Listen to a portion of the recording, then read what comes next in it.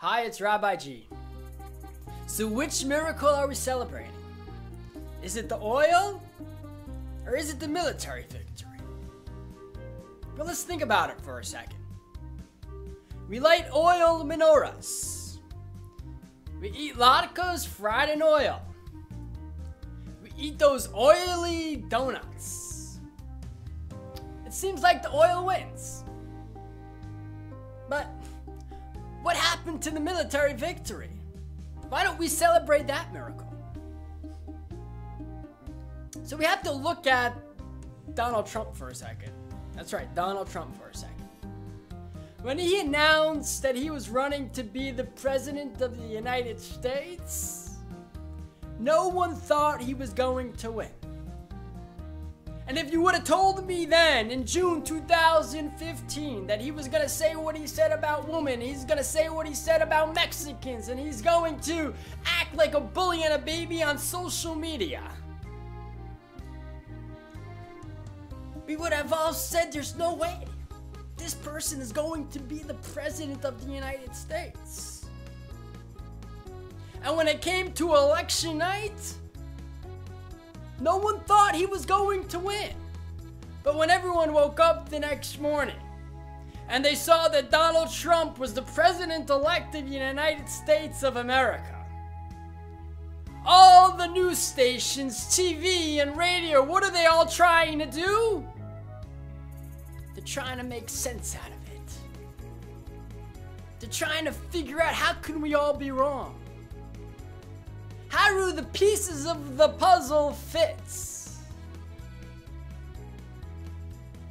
And this is what we do in our lives. This is human nature. This is the society that we live in. That there can be something that doesn't make sense.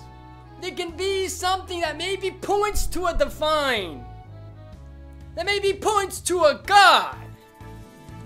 But we do everything in our power to make sense, to show ourselves that no, it makes sense. This leads to this, leads to this, leads to this. God's not involved. And we can look at our bodies, we can look out in nature, and we can explain things. We can explain photosynthesis. It just so happens that the trees give off what we need and we give off what the trees need, and everything works out perfectly and succinctly. It makes sense. I see how the pieces of the puzzle fit. We could take a look at Israel and say, yes, we have the mightiest army in the Middle East. It makes sense that we won all the wars. It makes sense that we're surrounded by Arabs, but they can't touch us. We have the Iron Dome. We have tanks. We have support. We take the God out of things. And when the Jewish people beat the Greek army, it was very easy to take the God out of it. That yes, there were a bunch of untrained Jewish scholars taking on the mightiest army in the world. But they had meetings. And they strategized. And they thought about what was the best way to beat the Greeks. And they saw themselves taking their knives and their swords and their spears, and they killed them. They saw dead Greeks. It was very easy to fall into the trap. It was my strength. It was our strategy. It was our great planning. That's how we beat the Greeks. And when they came into the temple, and they found that one jar of oil that was only able to last for one day, and it lasted for 8. There was no way to explain that.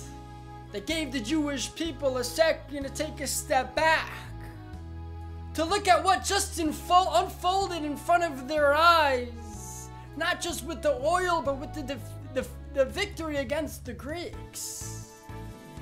And they were able to have that realization, yeah, wow, yes, I was able to see how the pieces of the puzzle fit, but that itself was miraculous.